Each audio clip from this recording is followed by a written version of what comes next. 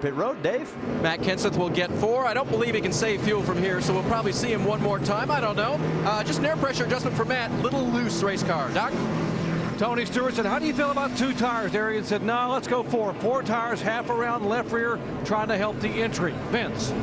4 tires, air pressure adjustment, and a half around a wedge in that left rear for Greg Biffle. The bottom of the screen is Kevin Harvick. He likes his car, says, let's change all 4 tires, but no changes for Harvick. He did say that upper line on the restart wasn't the way to go for him. And look at the 1 car of Jamie McMurray on the race off pit road as he picks up 10 positions with 2 tires. So does Paul Menard, picking up 14. Greg Biffle loses a spot. Tony loses 4. So interesting strategy. And the 2 tires didn't seem to work very well for Jeff Burton. They'll definitely not work as well now because everybody has 4 tires. I think that might be a mistake for McMurray and Menard. I think they'll lose more spots than they gain right there. Well, for Jamie McMurray, and we'll talk more about that in a second. Let's revisit the AT&T Fastest Pit Crew of the Year award. The pit crew is determined by winner of each race, the fastest pit time, and your vote. Be sure to text the car number to 2258 for your pit crew choice. Jamie McMurray's car owner, Chip Ganassi, collected another championship last night as his driver Dario Franchitti won the IndyCar Series championship. He also has the Grand Am championship, and of course Jamie won at the Brickyard and Daytona. Not a bad year for Chip Ganassi. Congratulations to everybody. Oh, by the way, Danica Patrick finished 2nd in that race. She'll be racing in Nationwide next week. Problem, they cannot get it to fire. He has 8 DNFs coming into this race. Our race leader right now is shown as Jamie McMurray. Let's talk to our in-race reporter. Hey, Carl, Dale Jarrett, you got us? Go green the whole way. I got you, Dale. Hey, man, we've been listening to some of your radio conversations from earlier. It sounded like you were having a little bit of a handling issue. Got that fixed and ready to go to the front? I think so. Bob's been working on it. We had a real good pit stop there. My guys did a good job. And now we just got to be tight enough. You know, it's just real loose. So hopefully this thing will, you know, have a little bit of rear grip, and I can get the throttle down and run some of these guys down. All right, we've watched a lot of guys slipping and sliding around here. Is the grip level out there down pretty far? Yeah, you could say that. I mean, it's slippery. That's part of what makes it fun, though. I mean, it's a big, wide racetrack. It's got a couple little bumps in it, so it gives it a little character. And when you drive down the corner, you know, you got to have your elbows up, make sure you're ready to correct, because every once in a while it'll pitch sideways. So I think that's fun, but we're trying to minimize it so we can go get some of these guys that are having trouble. All right, man, you go get them. This great crowd we got here is looking forward to seeing that. Thanks a lot, Dale. I appreciate it. Carl right now running in the 8th position. As we mentioned, Jamie McMurray is the race leader with Paul Menard running 2nd. And we've had a total of 10 different leaders today with 16 lead changes. What are the records? 14 and 26 set last year. What will we remember the 3rd race in this year's chase for the Sprint Cup for? Well, so far, maybe it's this. Kyle Busch tapping David Rudiman early in the race, and 100 laps later, Rudiman coming back to inflict some damage on the driver who started the day 3rd in the championship here at Kansas Speedway. Sprint brings you an inside look at the chase for the NASCAR Sprint Cup on the Now Network. I've been fascinated ever since that happened, listening to the 18 teams' radio communication as they've tried to get this car back to top speed. All the damage is on the left. I didn't touch the wall. The guy drove into me. Guys, there's a gap on the deck lid on the right side. Let's not just be pulling it out to pull it out. Let's make sure we're doing it. Don't get carried away, guys. What's that toe look like? Toe's fine, Dave. It's only showing the 16th. It's about what we showed in the garage area when we checked it before we first got here. All right, let's go see what we're made of. If there's anybody in the garage area, get the rear end housing ready, get the truck arms ready. Well, I bet you we're going to be going that way. Maybe on damage control, bud. You know we're going to go several laps down if we change that housing. Even if we got to limp around and go 5 laps down or 10 laps down, we'll still have a better point stay. It feels like it's got 20 inches of truck arm split. That's what it feels like. For more NASCAR stats, in-car audio, and live race radio, check out NASCAR Sprint Cup Mobile at sprint.com/speed. With Rusty and Brad, you heard all the emotions there, from the frustration at the wreck for Kyle Busch to that calming and trying to help his crew chief diagnose what they can do to this car to salvage the best finish they can. Well, that was some great conversations between the crew chief and the driver. There is no doubt about that. Kyle Busch actually was a little upset, and Dave calmed him back down and said, hey, we're going to lose big time.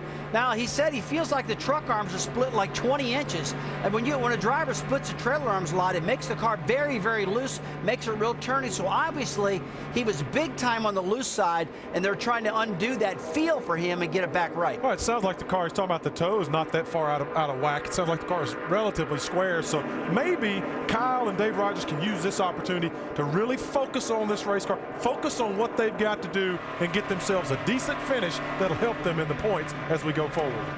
Kyle Busch again running back in 21st position as we get set for a restart with 72 laps to go. Reminder that Monday Night Football continues with a battle between AFC East rivals as Tom Brady, Randy Moss, and the Patriots head to Miami to face Brandon Marshall and the Dolphins. It's Patriots-Dolphins on ESPN's Monday Night Football at 8:30 Eastern. Coverage begins at 7 Eastern with Monday Night Countdown served by Applebee's. The Pats and the Finns both at 2-1. Probably looking to keep up with the Jets, Jets after they've played Buffalo on this Sunday. And we'll see how that one goes on Monday Night Football. So a little strategy here has shuffled the deck at the front of the field as we get set for a restart with what will be 72 laps to go. Upstairs to Marty Reed, Dale Jarrett, and Andy Petrie. Thank you, Alan. 7 waiver rounds. Dale Earnhardt Jr., Regan Smith, Casey Mears, Patrick Carpentier, Bill Elliott, Travis Quapple, and David Gilliland. So as we get ready, let's reset it for you. It'll be McMurray up front along with Menard. Then Biffle and Kenseth in row 2. Stewart Harvick row 3. Row 4 is Newman and Edwards. And row 5, Jeff Burton and Jimmy Johnson.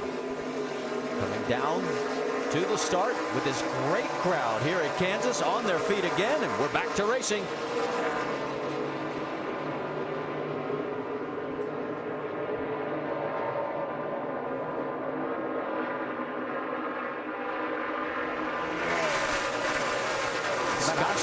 From that high shot, you can see Jeff Burton having a hard time getting going. Looked like Denny Hamlin was going to try to pass him on the apron. Tony Stewart side by side with the 48 right there. Jimmy Johnson, and Johnson's on the move. Yeah, he's going to see if there's adjustments. He's made it work. And see Paul Menard shot out of turn 2, took the lead. He's got about a 5-car lead now. So all of a sudden, you've got Menard up front, Kenseth, McMurray, Biffle, Edwards. That's your top 5. Ooh, I saw Jimmy Johnson back in his car hanging out. Tony Stewart helped it get even looser yet. Now the 39 alongside of Jimmy. Here comes Jeff Gordon. Gordon has to back out for a moment. Newman now pulls up in front of the 48, and it allows Kurt Busch to get underneath the 24. Yeah, it looks like Gordon just lost the front end of his car when he went into that corner a little bit. Had to stay out of the gas a long time. That allowed Kurt Busch to get up the side. There's Jeff Burton right behind the 2-car, and Denny Hamlin right behind that. So you're looking at 10th, 11th, 12th, and 13th place. You know, I said something about those 2 tires. Paul Menard just ran the 2nd fastest lap of the race on 2 tires. So that clean air might be worth more than 4 tires. Paul Menard has stretched the lead now to 0.7 of a second.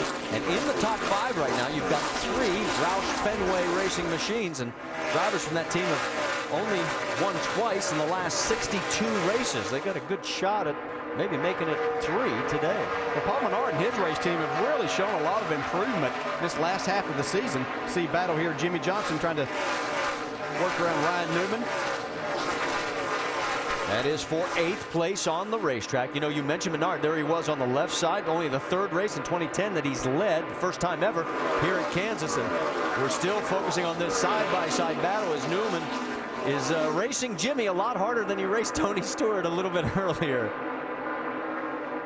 On the left side of your screen, how about we've got A.J. Allmendinger, Joey Logano, and Scott Speed. That is all for the 16th spot. It was a lot closer. Now it's starting to stretch out a little bit. Let's get an update on that 82 of Scott Speed. David? And it's a good story, Marty, because all day long they fought a tight race car until finally they got it to the loose side. It's something Scott could really make some time with. So it's another one of those situations where a crew works all day long to fix a race car that a driver can then take as far forward as they can. Going down the backstretch. Gordon got a little loose right there, and there comes Hamlin looking underneath. Yeah, Gordon seems to really be struggling with this set of tires that they have on the car right now. Remember, Jeff led 29 laps early in this race. The most have been led by Tony Stewart. We have 66 laps remaining, so the bonus points still up for grabs. Although it looks like Tony is going to be the one to take those bonus points. On the right